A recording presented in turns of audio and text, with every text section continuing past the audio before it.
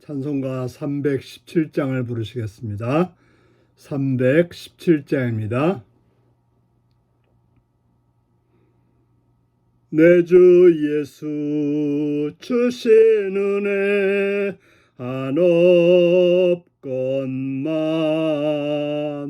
내 주 앞에 이 적은 것 다 드리니 주 예수여 내 정성을 받으소서. 주 날 위해 보배로운 피 흘리사 그 귀하신 생명까지 다 주시니 내 천한 몸 네 생명을 왜 아끼랴. 주 예수께 빚진 것이 한없건만 나 주 위에 드린 것은 참 적으니 주 예수여 너그럽게 보옵소서. 날 위하여 십자가에 피 흘리신 주 예수의 은혜로서 인치시고 내 모든 것 주의 소유 삼으소서. 주 날 위해 그 귀하신 몸 버리사 이내 몸을 핏값으로 사셨으니 내 생명도 주 예수께 바칩니다.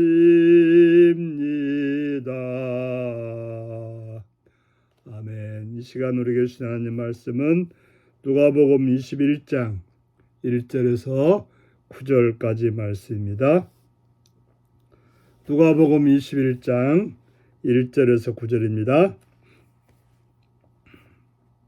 교독하시겠습니다. 예수께서 눈을 들어 부자들이 헌금함에 헌금 넣는 것을 보시고 또 어떤 가난한 과부가 두 렙돈 넣는 것을 보시고 이르시되 내가 참으로 너에게 말하노니 이 가난한 과부가 다른 모든 사람보다 많이 넣었도다. 저들은 그 풍족한 중에서 헌금을 넣었거니와 이 과부는 그 가난한 중에서 자기가 가지고 있는 생활비 전부를 넣었느니라 하시니라. 어떤 사람들이 성전을 가리켜 그 아름다운 돌과 헌물로 꾸민 것을 말하매 예수께서 이르시되 너희 보는 이것들이 날이 이르면 돌 하나도 돌 위에 남지 않고 다 무너뜨리라. 그들이 물어 이르되 선생님이여 그러면 어느 때에 이런 일이 있겠사오며 이런 일이 일어나려 할 때 무슨 징조가 있사오리까? 이르시되 미혹을 받지 않도록 주의하라. 많은 사람이 내 이름으로 와서 이르되 내가 그라하며 때가 가까이 왔다 하겠으나 그들을 따르지 말라. 난리와 소요의 소문을 들을 때에 두려워하지 말라. 이 일이 먼저 있어야 하되 끝은 곧 되지 아니하리라. 아멘. 오늘은 전부 드리는 헌금 종말을 대비하는 신앙이라는 제목으로 말씀을 나누겠습니다. 예수님께서는 눈을 들어 부자들이 헌금함에 헌금 넣는 것을 보셨습니다. 그리고 또 어떠한 가난한 과부가 두 렙돈 넣는 것을 보셨습니다. 지금으로 말한다면 부자는 우리의 화폐 최고 가치는 5만 원 정도 헌금을 냈을 수 있습니다. 그런데 이 가난한 과부는 두 랩돈을 넣습니다. 한 2,000원 정도를 넣은 거죠.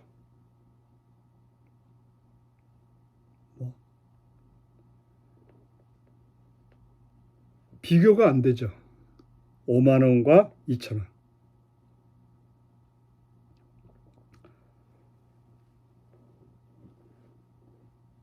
부자에게는 몇십억이라는 돈이 있을 수 있습니다. 몇십억에서 5만 원.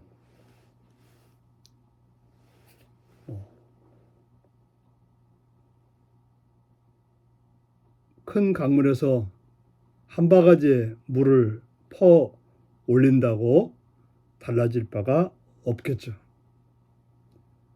그러나 가난한 과부는 두 랩돈을 넣습니다.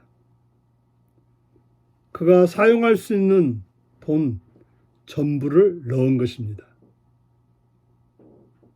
그 돈을 넣고 나면 당장 뭔가 사 먹어야 될, 그의 배를 채우기 위해서 사 먹어야 될 돈이 없는 상황이 된 것입니다.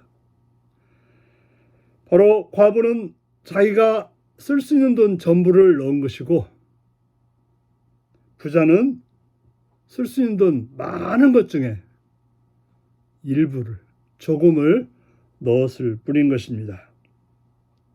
그래서 예수님께서는 이 가난한 과부가 다른 모든 사람보다 많이 넣었도다. 헌금 액수로는 거의 200배 차이가 나지만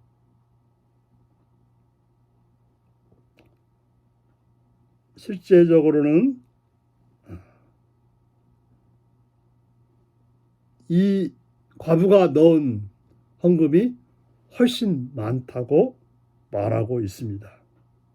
왜냐하면 저들은 풍족한 중에 헌금을 넣었거니와 이 과부는 가난한 중에서 자기가 가지고 있는 생활비 전부를 넣었기 때문에 내일 다시 일해서 돈을 벌지 않으면 먹고 살 수 없는 그런 상황이었고, 부자는 내일 일하지 않고도, 아니 한 달 일하지 않고도, 1년 일하지 않고도 배부르게 먹을 수 있는 그런 상황이었다고 말하고 있습니다.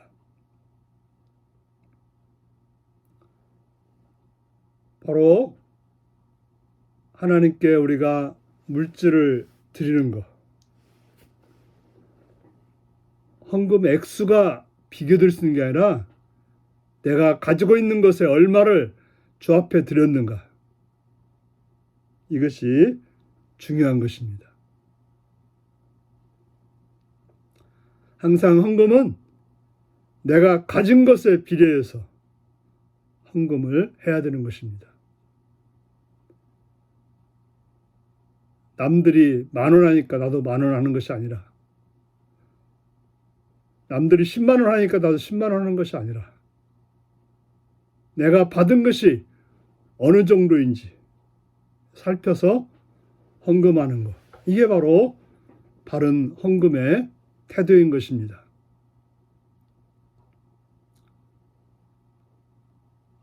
종종 우리가 결혼식 경조금에 대해서는 얼마 한다고 생각하지만 하나님께는 전혀 그런 생각 없이 가볍게 헌금하는 경우들이 많습니다. 주님 앞에 어떤 태도로 헌금하는 것, 그것은 중요한 것입니다. 어떤 사람들이 성전을 가리켜서 아름다운 돌과 헌물로 꾸민 것에 대해서 예수님께 말했습니다. 성전의 그 아름다움, 성전의 그 웅장함, 그들은 그것을 보면서 자기가 그 성전에서 제사 드리는 것에 대해서 우월하게 생각했을 것입니다. 그때 예수님 말합니다. 이것들이 날이 이르면 돌 하나에도 돌 위에 남지 않고 다 무너뜨리리라. 다 무너진다고 말하고 있습니다.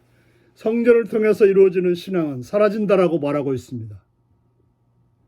어떤 보여지는 화려함으로 신앙을 말할 수 있는 것이 아닙니다. 바로 예수님을 어떻게 믿고 있는지, 예수님을 따라서 어떻게 살고 있는지, 우리의 신앙은 거기서 나타나는 것입니다.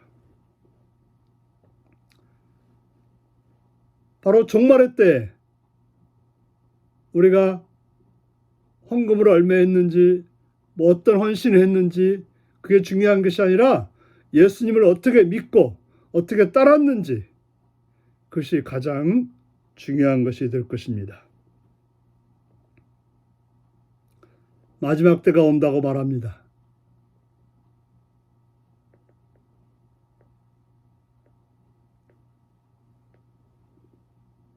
그때 미혹을 받지 않도록 주의하라고 말합니다.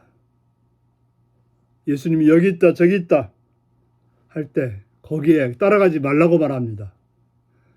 우리가 지금 깨어서 주님의 말씀을 듣고 그 말씀을 따라서 살 일이지, 누군가가 이렇다고 누군가가 저렇다고 거기에서 따라갈 일이 아니라고 말하고 있습니다. 중요한 것은 지금 예수님의 말씀을 듣고 바르게 따르는 것. 지금의 신앙이 중요함을 기억하시고 오늘도 승리하시는 삶이 되시기 바랍니다. 기도하시겠습니다. 자비로우신 주님의 이름을 찬양하며 감사합니다. 오늘도 주의 말씀으로 공고하시는 주의 음성을 듣습니다. 우리로 하여금 하나님이 얼마나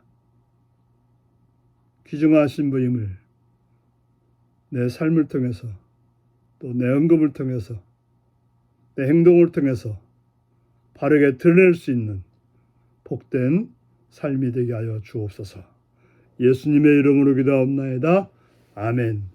하늘에 계신 우리 아버지의 이름을 거룩하게 하시며 아버지의 나라가 오게 하시며 아버지의 뜻이 하늘에서와 같이 땅에서도 이루어지게 하소서.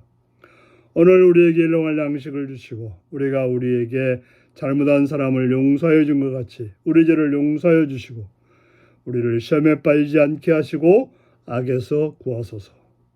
나라와 권능과 영광이 영원히 아버지의 것입니다. 아멘. 말씀 묵상입니다.